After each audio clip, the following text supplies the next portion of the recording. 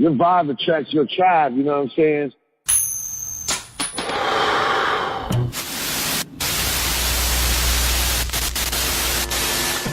Welcome to Rants. I'm your host, Willy Biggs. On this episode, we're going to be speaking with Big Wave Hellman and Red Bull Cape Fear's creator, Mark Mathews.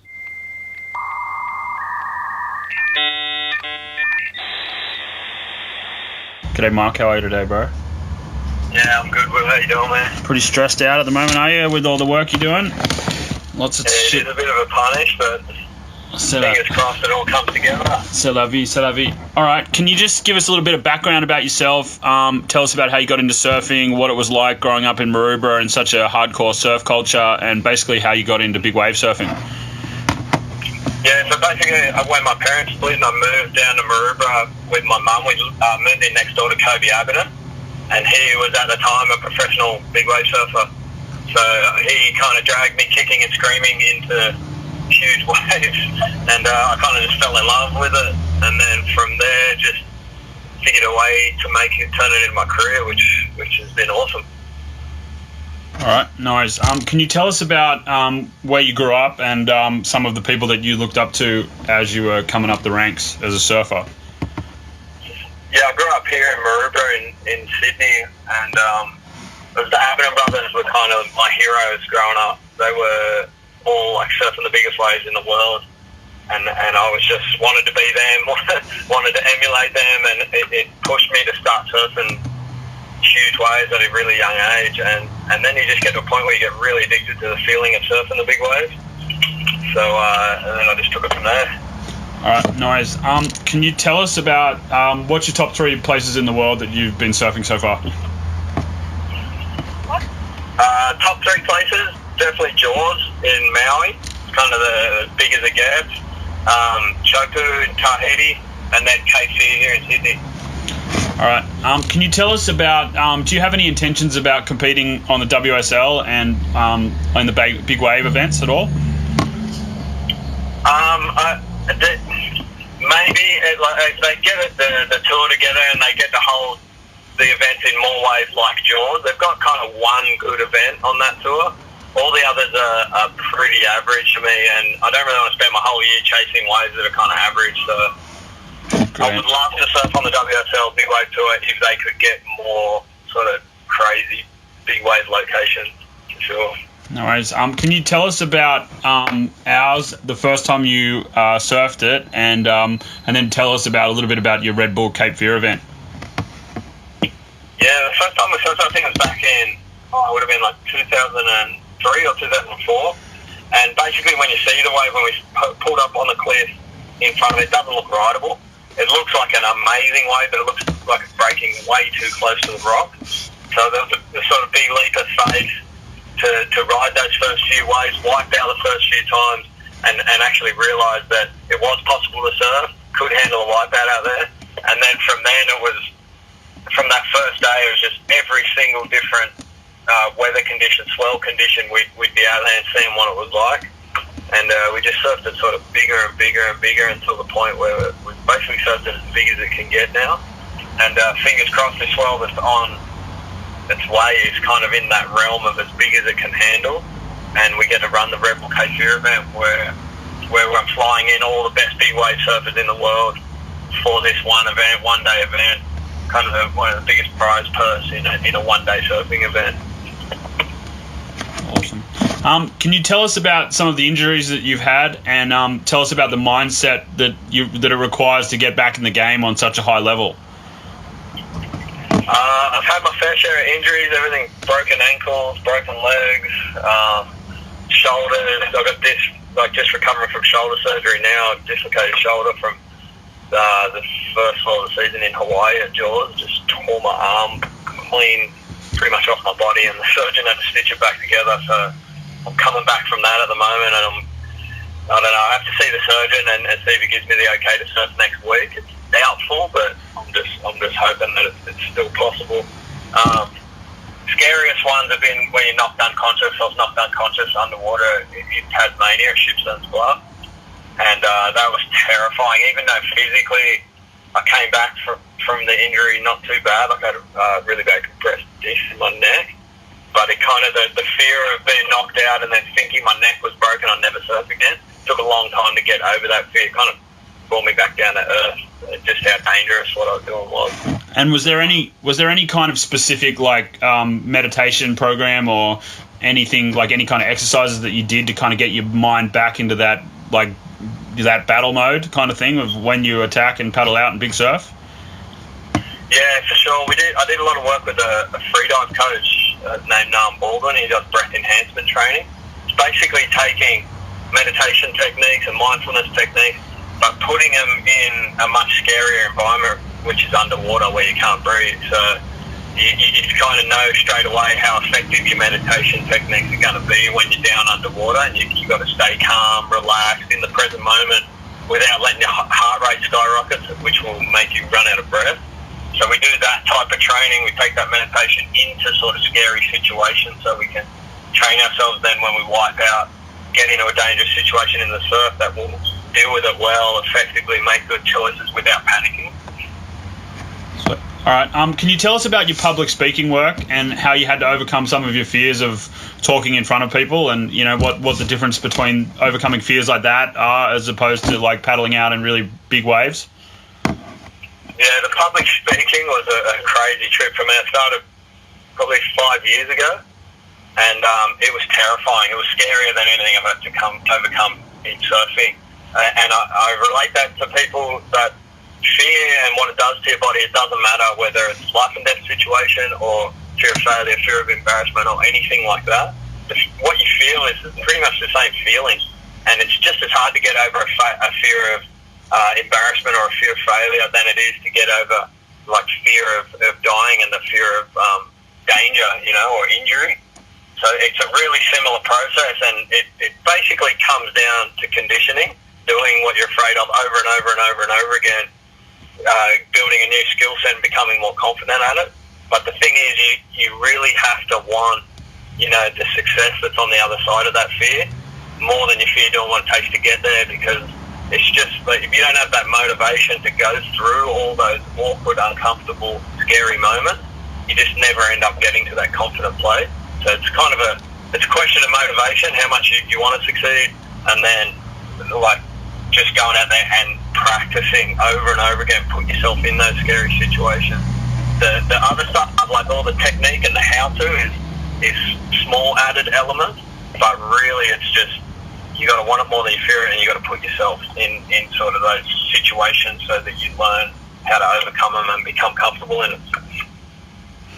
All right, no worries. Can you tell me, you guys made a profile movie about yourself called Fighting Fear a couple of years ago, and you've recently signed with GoPro, and they have a lot of documentary series that document individual surfers and athletes' lives. Do you have anything in the works at the moment with those guys, or do you have any profile movies that we might be able to look for in the next year or two that are coming out? I've actually got a really cool project with Red Bull that we're starting shooting in August, and it's specific to the science of the stress that's created in big wave surfing, but then also that twist of showing what it does to your physiology and your body in all kinds of different fear. So we're going to travel, surf big waves, but then have the scientists come along with us and really monitor what's going on and try and find what is the most effective sort of solution, technique, or way of dealing with that fear, and then so we can find things that people can use no matter what they're doing. All right. So that hopefully we shoot in August, and I'd say it'd come out mid-2017. Sweet. What advice would you give to people who want to surf past their threshold and push themselves in big waves? Definitely preparation's key. You got to do the training, get fitter than what you are now. If you feel scared in the water surfing at your threshold, it's always best to get healthier and fitter. And then if you can find specific breath hold training with free divers like Ballin and his BET training, he does courses all around Australia. He will take your comfort level of what you can do in the surf and take it to a whole new level within 1 day program, like crazy fast. And then it's just about, as safe as you can, push yourself into surfing bigger and bigger waves. Like you take as much danger out as you can, as whereas you know that there's lifeguards on the beach, you know that you've got other friends out in the water that are looking out for you. and take as much danger out as you can, and then push yourself. When was the last time you pulled back and didn't go? Let me think. I let go of a couple of waves when I was down off Western Australia. That I feel like they were good decisions, so they probably don't count. I really wish I'd destroyed my shoulder at the start of the season in Hawaii. It would have been nice to not take that wave, but it doesn't happen often. It's usually to do with really, really shallow breaks where you wipe out. Your control's completely out of your hand and you can get smashed into the reef. So there's a wave called the Ride down in Western Australia. That's a lot like that. So I pulled back on a couple out there, but they were pretty good decisions. I can't remember the last time I pulled back and the wave was perfect, which is a good thing. That is definitely a good thing. Can you tell me, is there any waves left in the world that you would like to surf that you haven't surfed yet? And do you think is there a 100-foot wave out there that hasn't been ridden? And potentially where in the world could harbour waves that size that are rideable that people haven't really explored yet? Is it the southern part of New Zealand? Is it off the coast of Africa? Is it somewhere near the Cortez Bank? What do you think about that, and the progression of surfing in the next 5 to 10 years with big waves? Yeah, I think that there's two elements of big wave surfing that people are pushing the boundaries. It's still that trying to find that 100-foot wave and tow into it, because it's not possible to paddle into a wave that big. I think as far as location, one I want to surf is Nazaré in Portugal, and that's basically you got the biggest faced waves, like huge mountains of water waves, and that kind of is all borderlining on a 100-foot wave. And then the other aspect of it is pushing how bigger waves you can actually physically paddle yourself into. I'm a lot more excited about that part of big wave surfing, and it's hard. Like the pinnacle of that part of big wave surfing is off Maui at a wave called Piahi or Jaws, and that's kind of the pinnacle. And whether we will ever find a wave that good in the big wave surfing world, I wouldn't count on it. It'd be a 5-10% chance. As much as we want to travel and find new waves, it's hard to leave those really good ones behind. But if I had to earmark another spot that could possibly be good, it'd be sort of in I'm not sure what the island chain is, but that middle of the Pacific Ocean between New Zealand and South America. There's a couple of island chains down there that are tiny, but they seem to me like they get hit with huge storms. But whether or not there's anything surfable there is It's the Chatham Islands for future reference, and one of my friends from New Zealand is a pilot for the plane company that flies out there, and he said that there's so many outer reefs just for your own, that's the island I was looking for. Yeah. So if you're looking for a new wave, that's the spot to look. Anyways, I've got two more questions. Do you think we need to scare ourselves as humans in our day-to-day life more often to be able to push ourselves and know what we're all about? 100%. I feel like definitely need to put yourself within that threshold of fear. Otherwise, the fear's going to find you. It's more dangerous to be really comfortable in this day and age. If you get too comfortable in a world that's changing so rapidly, especially with work, and you're not learning new skills, and you're going to lose your job. All of a sudden, you're going to be on the street. I find that comfort can be a whole lot scarier than sort of consistently pushing yourself. And something changes when you sort of go through anxiety and push through fear and feel what it's like on the other side when you sort of overcome something and you get that amazing feeling. Then all of a sudden you're less adverse to those feelings of fear, and they turn from fear to excitement. And all of a sudden you're like, you want to feel those feelings because you know there's the possibility of that awesome feeling on the other side. So it's kind of like a shift, but we've made, as humans, we've made it amazingly easy to be comfortable in everything we do. But comfort's all well and good when you want to sleep and when you want to sit at home and do all that stuff. But if you're not pushing yourself in sort of every aspect of life, the fear will find you eventually. Yeah, great answer. Who's the most fearless human being that you've met so far in your travels? There's a multitude of people that I find, to me, fearless because they do the things that I'm terrified of, whether it's speaking. I find actors phenomenal, what they can do, because to me that's terrifying. In the surfing world, Shane Dorian is one of the he's like the Michael Jordan of big wave surfing, and how he's been able to do what he does in big waves to the age that he is at now, in like 44, 45, and still pushing the limit is amazing to me, because he's able to cope with the stress of fear, like in between fearful events, really well, and to me that's pretty amazing. All right. And can you just tell us about a little bit more about some of the surfers that are coming for the Cape Fear event, and what you're hoping to get out of this year, and where would you like to take it in the future?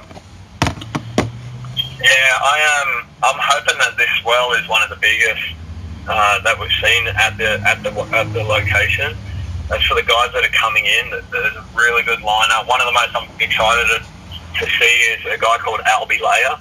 He's basically the new up-and-comer on the big wave scene and one of the most talented big wave surfers. So I'm really interested to see what he does out there. And then you got the standard guys, Jamie O'Brien, Brian Hipwood from up in Queensland, Kobe Aberton, of course, and then a sort of comeback from Jai Aberton, Kobe's brother, will be super interesting to watch as well. So I'm pretty pumped to watch it. All right, no worries. And what can we expect from you in 2016-17? Where would you like to take what you're all about and what you're doing? I feel like 2016 might be a little bit slow because I'm recovering from this shoulder injury, but definitely with that Rebel project we've got coming up, we're going to chase some big waves for that. 2017, 18 and beyond that, when I get my body back into a healthy place, I just really want to push the limits of like find that 100-foot wave, surf it, and try and paddle into that 50 to 70-foot range waves all over the world. So those two things, and then of course doing the public speaking work alongside of that, I think would be awesome. Can you tell us, at the end of Fighting Fear, you surfed hours in the dark. Can you tell us about that experience, and would you ever like to do that again, but maybe at Jaws or at somewhere like that? Yeah, that was pretty terrifying, that surf at night. Not so much because of the waves. I mean, the waves are dangerous and scary, but sharks is like the other part of surfing that I'm pretty terrified about. So it was scary on that level. I'd love to do it again, definitely. There's a few things that I'd change sort of with the way that we did it. I'd pick a better swell for one, because we kind of had to run it then. We were running out of budget to get it all done. I'd probably get more money to set up more lights and light the place up even more. As far as other locations, there's not many that you can kind of do that type of thing, because most waves break a long way out from land, most big waves, whereas Cape Fear is like the perfect spot to do it at. It'd be cool to run an event all through the night there too. So, who knows, maybe that'll happen. All right, you're a legend, dude. Thank you very much for your time.